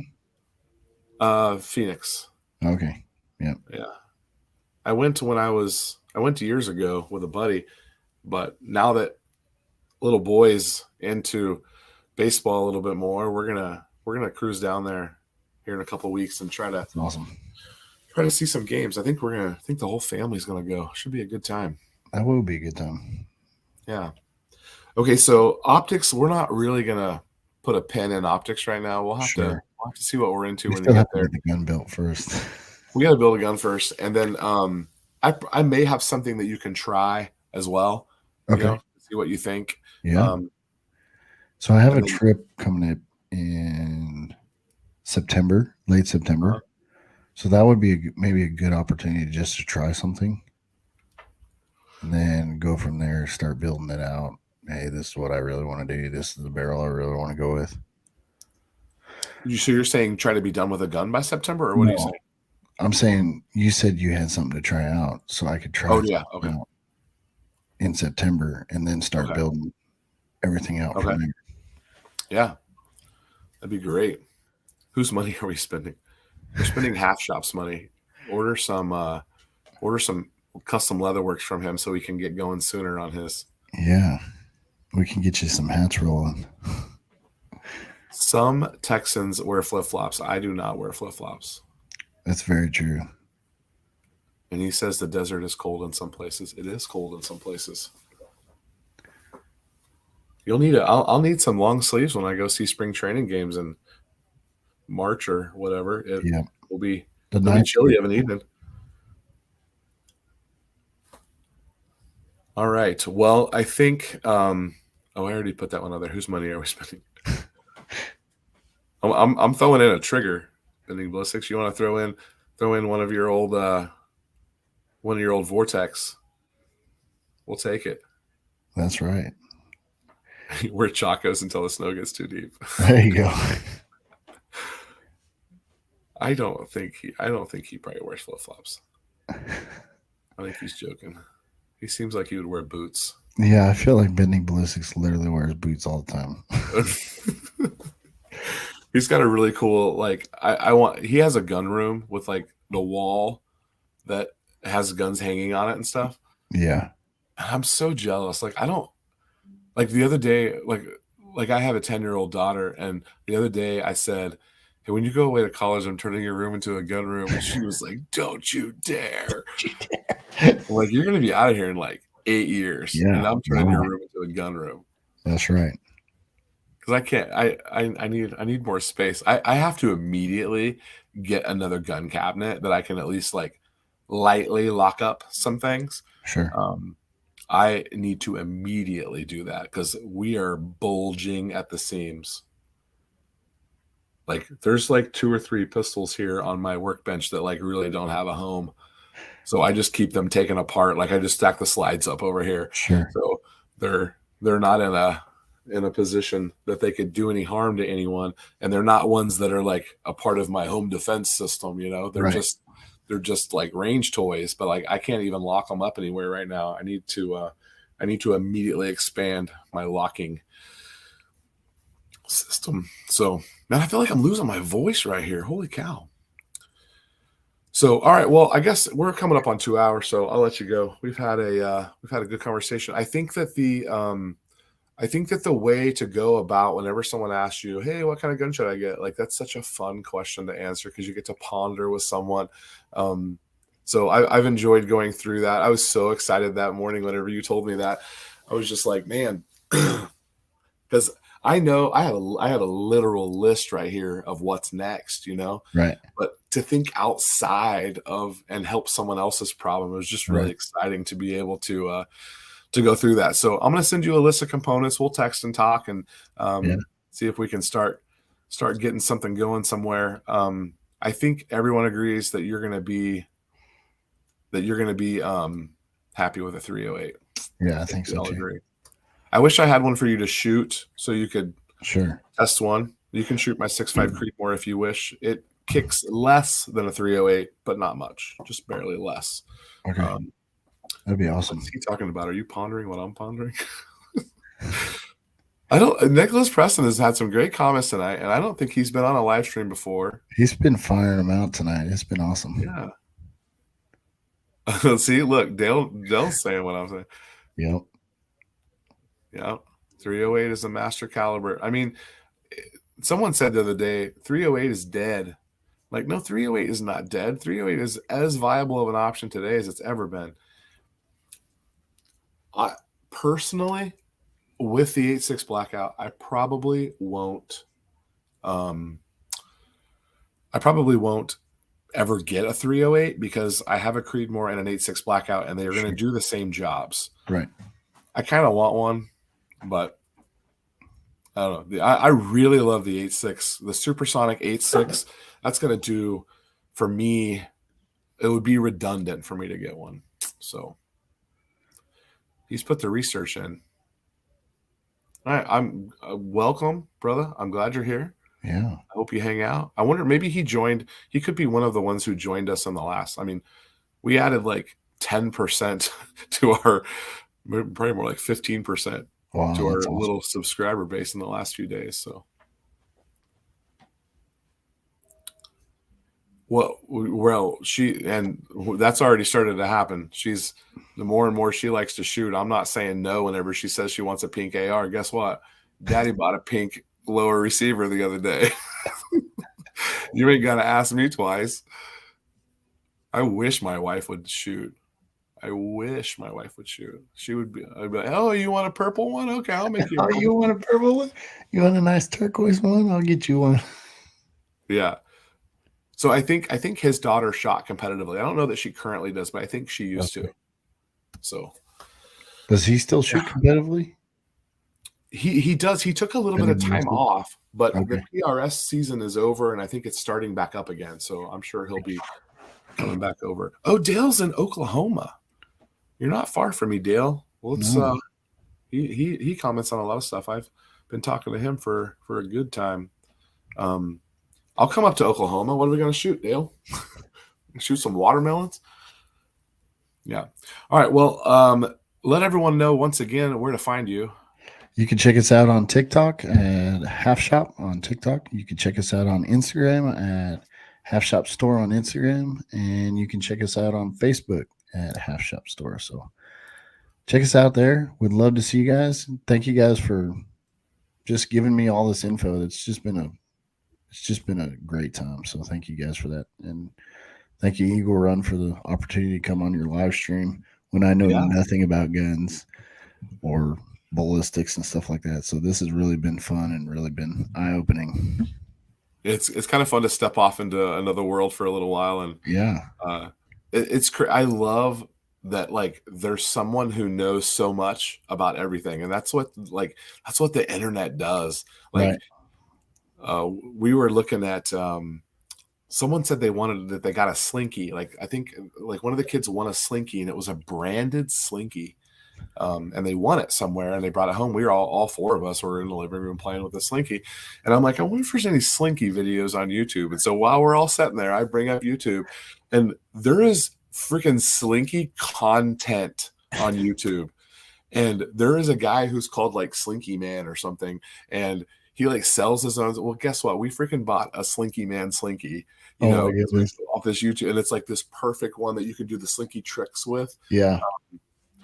It's crazy. I love that there's someone who, and like the internet allows them to just be super passionate about random crap, like reloading, and then you get into reloading, and then the next day, oh, do you cast your own bullets? And then once you get into like, oh, whoa, I'm not into casting my bullets. I just started reloading, but like there's always one more rabbit hole to jump into. I love it. Yeah.